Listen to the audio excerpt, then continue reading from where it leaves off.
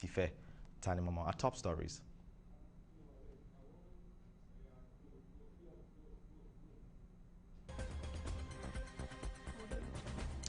The 12 associates of pro-Yoruba agitator Sunday Igboho institute a right enforcement suit against the Department of State Services, DSS, for being paraded as common criminals.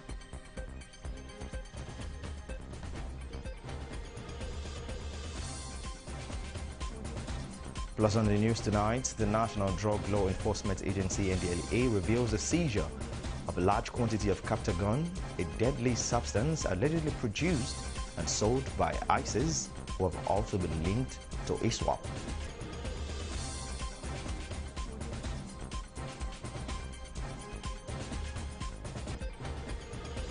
One will take you outside Nigeria. 41 prisoners die after a fire swept through an overcrowded jail near Indonesia's capital, Jakarta. Those are top stories. We'll bring you details in just a moment.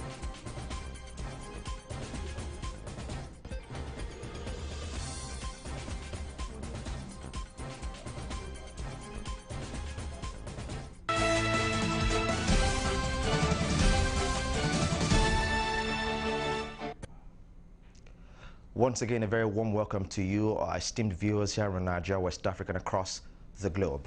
This is Galaxy Television News. My name is Tife Tanimomo. We'll begin tonight with President Muhammadu Buhari saying he's approved the appointment of Fatima Waziri as Director General of National Agency for Prohibition and Trafficking Persons, NAPTIP. This is sequel to a recommendation of the Honorable Minister of Humanitarian Affairs, Disaster Management and Social Development, Sadia Umar Farouk, who expressed the urgent need for the ministry to intensify the existing capacity in the NAPTIP in order to achieve its key result areas as identified. She added that the recommendation of Fatima Waziri was based on a pedigree, vast experience and proven track record to drive the agency forward and consolidate on what has been achieved so far. A statement from the Senior Special Advisor to the President on Media and Publicity, Garba Shehu, said the former head of the Department of Public Law at the Nigerian Institute of Advanced Legal Studies, Waziri Azi, is a women's rights advocate, a campaigner against domestic and sexual-based violence, and an expert in rule of law. Now to party politics. Governors under the People's Democratic Party arrived at the venue of their emergency meeting scheduled today. The meeting is to enable the governors forge a common front and reach a compromise ahead of the September 9 National Executive Committee NEC meeting on the People's Democratic Party, PDP. The governors are also billed to discuss to contribute to the planned assigning offices to the National Working Committee, NWC. The last NEC meeting of the party had mandated the September 9 gathering to discuss the setting up of the National Convention Committee, as well as states and zones that would get what positions in the new NWC. The last NEC meeting also received a recommendation on the micro-zoning of the leadership positions, though the NEC, the National Caucus of the party, and the Board of Trustees, BOT, were silent on the zoning of the presidential ticket of the party. They insisted that the Governor Bala Mohammed Committee had suggested that the matter be thrown open.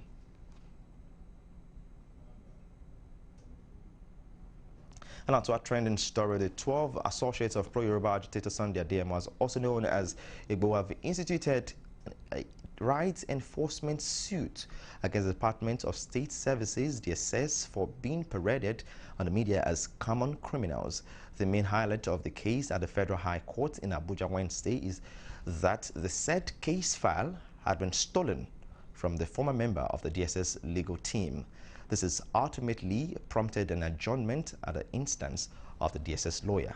Galaxy's Godfrey Shimoge completes the story. The lawsuit by Igboho's associates seeks a declaration of court that their detention beyond 48 hours and their media parade without conviction constituted a breach of their fundamental rights.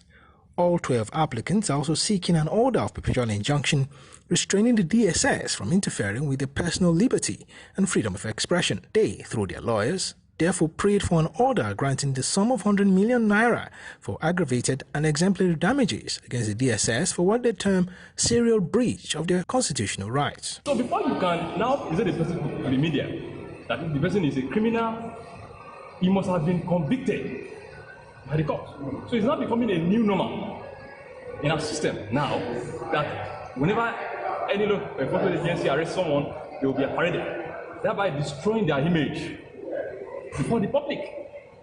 At the end of the day, they could be released.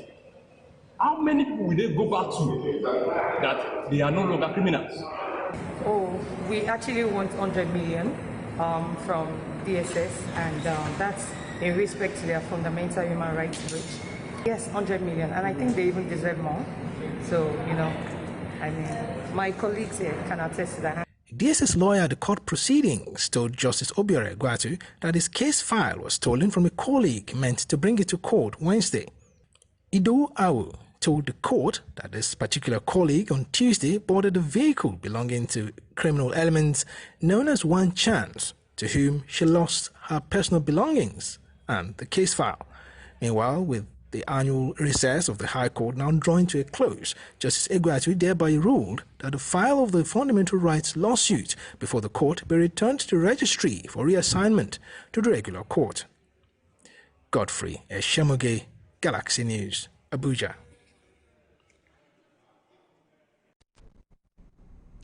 Meanwhile, the Department of State Services has filed terrorism charges against two detained aides of Yoruba Nation agitator Sunday Adeyemo, also known as Igbo. In the suit dated August 31st, 2021, the DSS, through its lawyer, Esabello, leveled 5 charges bordering on alleged terrorism against Jamio Noah Oyetunji and Amuda Babatunde. The DSS alleged that Oyetunji was in possession of firearms for terrorism-related activities, while Babatunde promoted acts of terrorism through Facebook. These two among the original 4, which the DSS says had applied to Justice Obiora Egwuatu for extended remand and to stop their bail due to the high-level involvement in alleged arms stockpiling.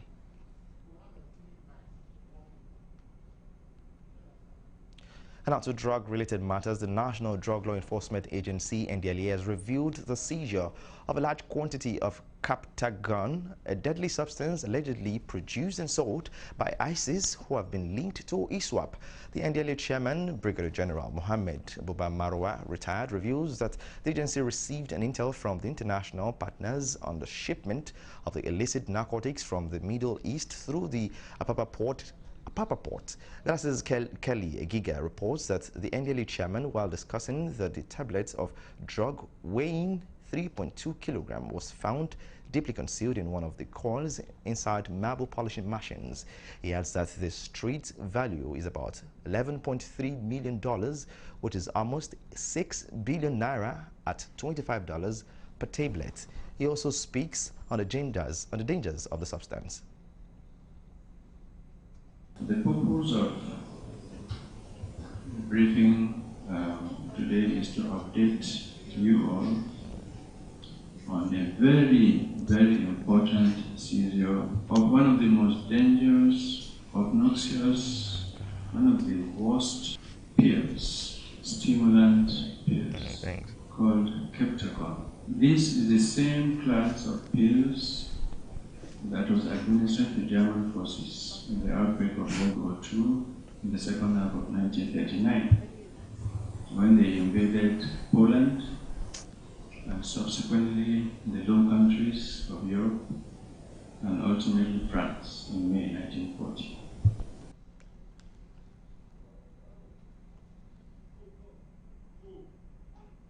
Speaking further, the NDLEA chairman says the destination for the seized drugs is the camps of insurgents and bandits across the country. He also reiterates the zero tolerance of the agency for abuse of illicit drugs. We are due for a break now. In the part 2 of the news, after the break, gunmen kill policemen and abduct 23 persons in Delta and Kaduna State respectively. We'll bring you details of that story. More in just a moment. Stay with us.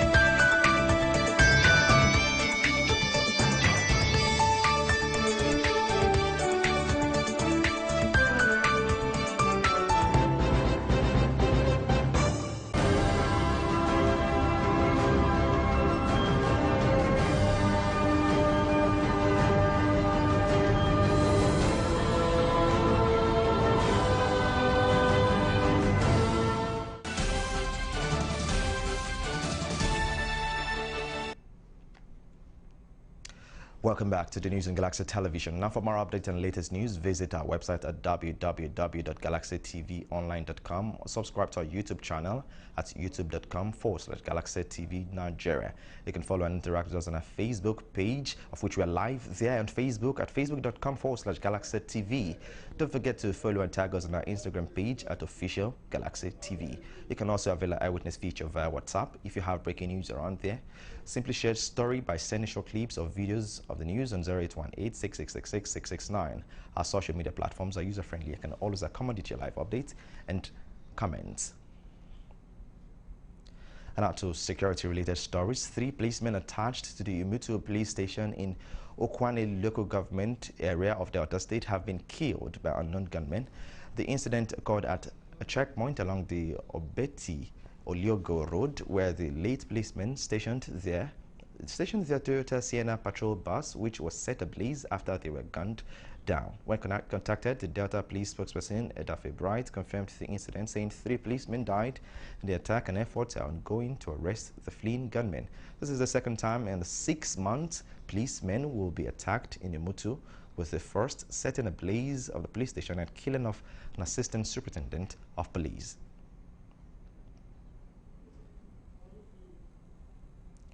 Meanwhile, gunmen suspected to be bandits have also killed a mobile police inspector and abducted 23 persons in Ogwan Maje and Ogwan Laka in Chikun local government area of Kaduna State. According to an eyewitness, Billy Ibrahim, the armed bandits came in large numbers with heavy weapons, shooting sporadically, first attacking Ogwan Maje, where they abducted 16 persons, the majority of whom were women and children. The bandits later unleashed terror on Ogwan Laka, where the mobile police inspector Joshua Marcos, who came to visit his family from River State, was killed before abducting 7 persons, including the wife and daughter of the slain police officer. According to an eyewitness account, the bandits also attacked retired military personnel Arewa Sanoma, who narrowly escaped with his family. The bandits, however, succeeded in burning down his car and one motorcycle.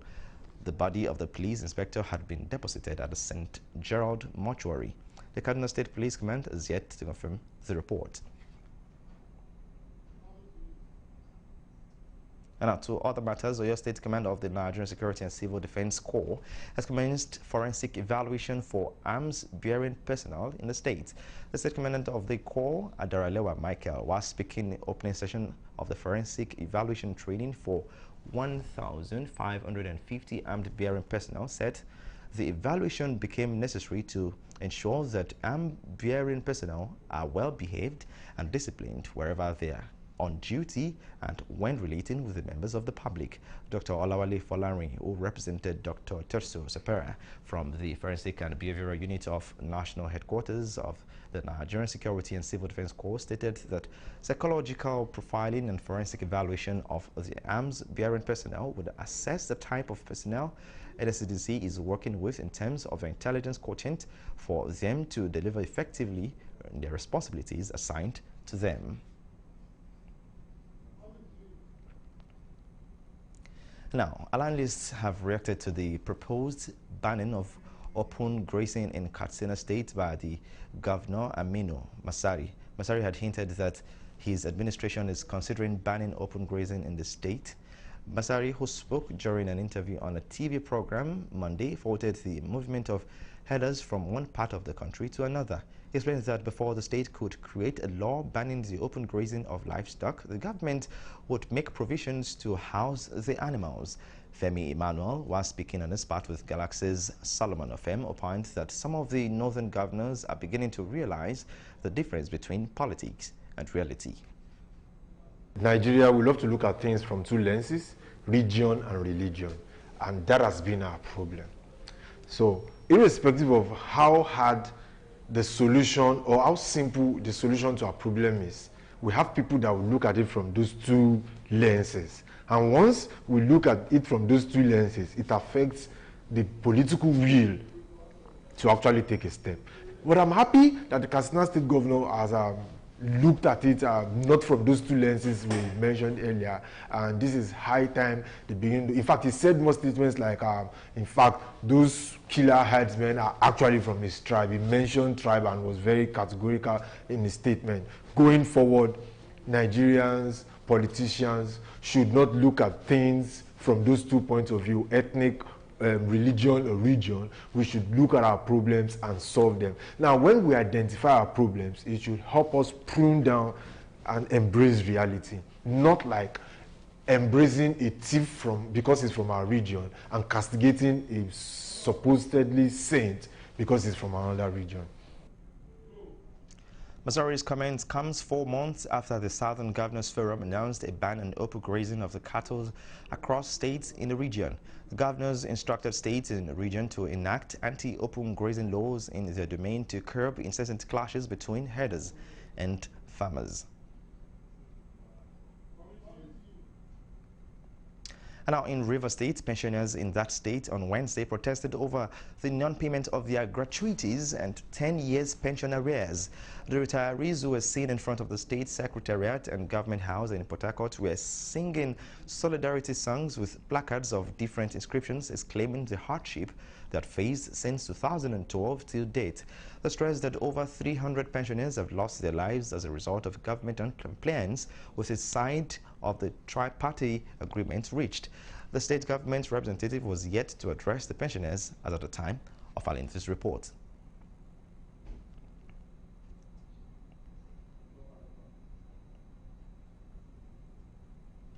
Now, in Ondo State, the state government says it will not allow commercial taxi cabs which have not been registered to operate after the 3-month expiration. About 20 drivers were arrested in Akuredi, Ondo State capital, by the state task force for flouting the government directives. The senior special assistant to Governor Rotimi Akeredolu on special duties said over 500 drivers have registered with the state government.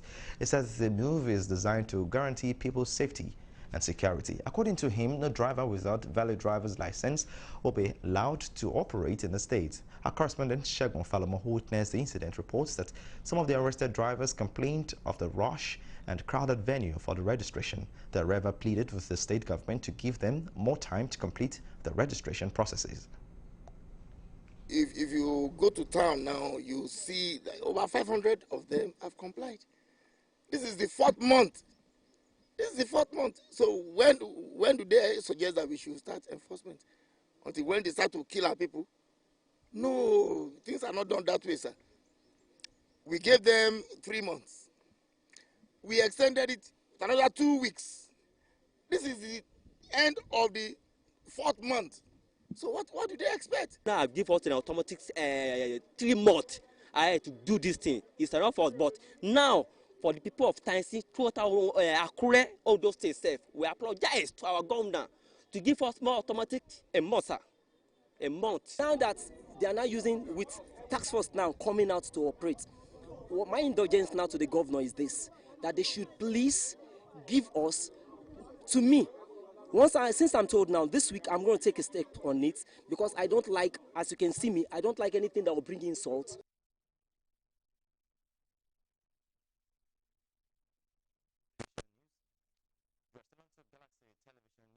Up next, stories from our international scene.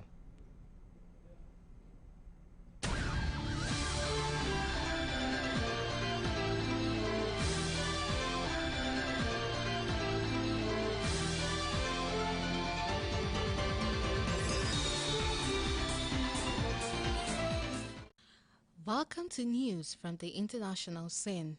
41 prisoners have died after a fire swept through an overcrowded jail near Indonesia's capital, Jakarta.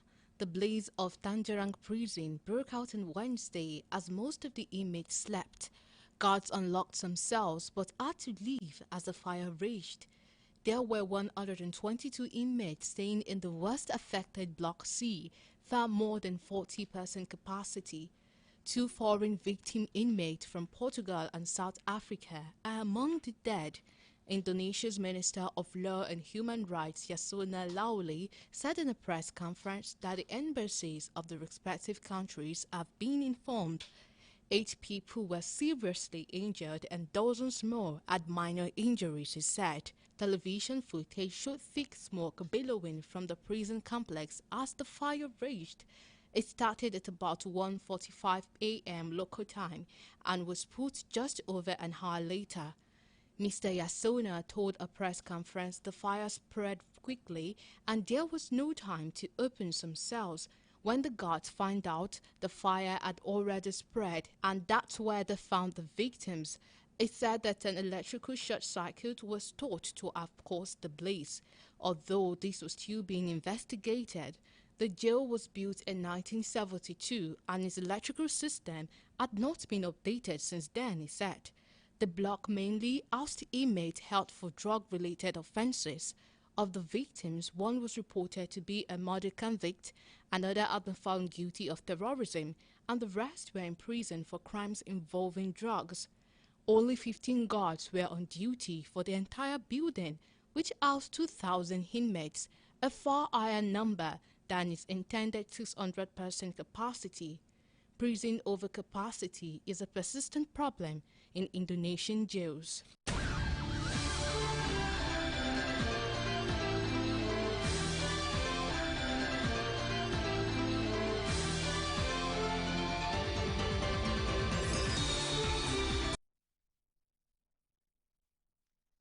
International news does it for us, but for more updates and latest news, visit our website at www.galaxytvonline.com or subscribe to our YouTube channel at youtube.com/GalaxyTV Nigeria.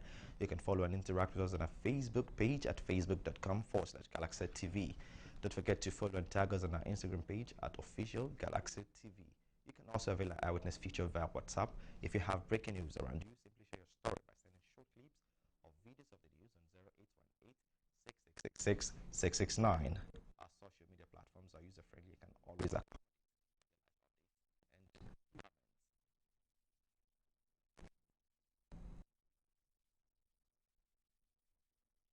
that's the much we can take for now. Join us again at 9 p.m. Nigerian time for our primetime bulletin. My name is Tife Tadimomo.